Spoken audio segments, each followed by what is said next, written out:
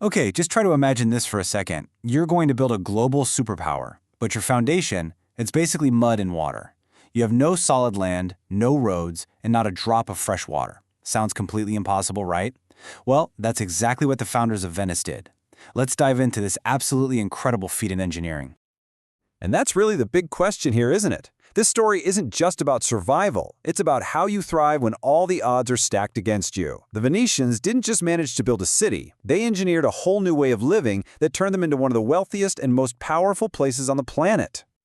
So, where does a story like this even begin? Well, like a lot of great stories, it starts with a total crisis, a moment of sheer desperation that forced people to come up with a radical, almost crazy solution.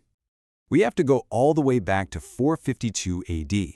The Roman Empire is falling apart, and the Huns are just tearing through northern Italy. For the people living there was really nowhere to run, except into this coastal lagoon nearby.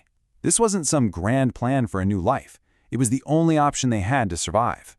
I mean, just stop and think about how truly hopeless this situation was. The lagoon wasn't just water. It was a bunch of marshy islands made of super soft clay. There was no solid ground to build on, no stone, no timber. Obviously no way to build roads, and all the water around them was salty.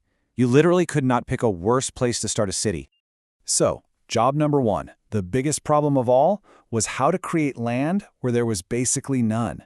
How in the world do you build heavy stone buildings on top of what is essentially a giant mud puddle? Well, the Venetian solution was a stroke of absolute genius. Here's what they did. They started hammering thousands and thousands of timber piles, which they brought all the way from forests in Croatia, deep into the mud. They drove them down about 5 meters until they smacked into a much harder, more compressed layer of clay. Now, by packing these piles incredibly close together, they literally squeezed the water out of the mud around them, which made the ground way more dense and stable. Then, on top of this underwater forest they just created, they laid down wooden planks and stone blocks, creating a solid platform just above the water. But hold on, you're probably thinking, wouldn't all that wood just rot away? Well, this is where it gets really clever. Because the wood is completely submerged in salt water and mud, it's sealed off from oxygen. And with no oxygen, it can't decay. In fact, over hundreds of years, it petrifies, becoming as hard as stone. It's wild. Almost all of those original wooden piles are still holding up Venice today, over 1,000 years later. And you know, that genius didn't just stop at the foundations. For the buildings themselves, they used something called lime mortar, not the kind of modern cement we use today. And why does that matter? Well, the ground in Venice is always moving, just a tiny bit. Lime mortar is flexible, it has some give, so it lets the whole building move with the ground without breaking apart. Modern cement, it's way too rigid. It would just crack and crumble. And this whole idea of flexibility, it was built into everything they did. They had all these other little tricks to manage the weight and the stress. They kept buildings low, usually under 3 stories. The inner walls were often built in this flexible crisscross pattern.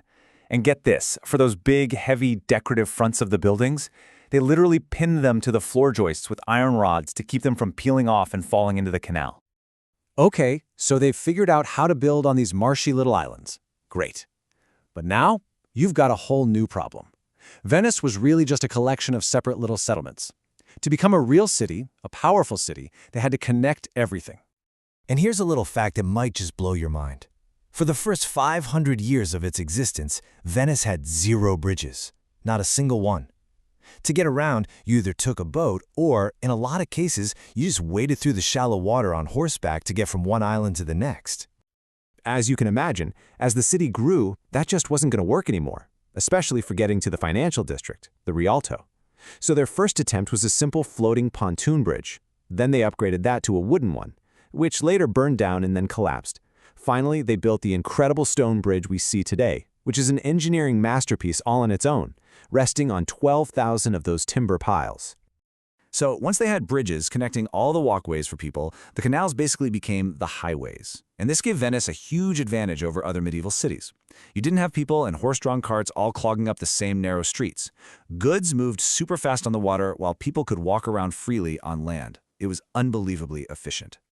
All right, so the city is built, it's connected, business is booming. But as Venice becomes this mega-rich hub of Europe, a couple of massive life-or-death problems pop up. How do you get clean water, and what do you do with all the waste? I mean, at its peak, you've got 170,000 people packed into this city. Trying to ship in enough fresh water from the mainland for all of them? Forget it, it's not going to happen. They were literally surrounded by water they couldn't drink. So once again, they had to engineer a solution out of thin air. What they did was, they turned every single city square, or piazza, into a giant rainwater collector. Underneath the square, they dug out a huge basin, lined it with waterproof clay, and then filled that basin with sand and gravel. The pavement on top of the square was angled to catch all the rainwater and channel it down into the basin. That water would then slowly filter its way through the sand, arriving clean and fresh in a well in the center of the square. Brilliant! And for waste? They actually used the power of the ocean itself. They built this whole network of underground tunnels to collect sewage from the buildings, so when the tide went out, all the liquids would drain into the canals. But then, and this is the genius part, when the tide came rushing back in twice a day, it would create this powerful flush that pulled all the solid waste out of the tunnels and far out into the open sea. The salt water even acted like a natural disinfectant. It was a self-cleaning city. You know, the thing that's just absolutely mind-blowing about all this is that these systems, all born out of medieval necessity, they're not just history. They're not just footnotes in a book. They are the living, breathing infrastructure that keeps the city going today. I just love this quote because it perfectly captures the hidden magic of Venice. Every single one of those ancient churches, every beautiful palace, is literally sitting on top of an entire forest that's been down there for more than a millennium, perfectly preserved under the water. And that's really the main thing to remember here. The foundations, those pizza wells, the canals, the tidal sewers, these aren't relics you look at in a museum. They are the active, working systems that allow Venice to exist right now. The engineering was so good, so perfectly designed for its environment that it has lasted for centuries. So that kind of leaves us with one big question, doesn't it? In our modern age of disposable tech and, let's be honest, pretty short-term thinking, what can our own cities, which often struggle with crumbling infrastructure, learn from the incredible long-term resilience that was engineered into the very heart of Venice?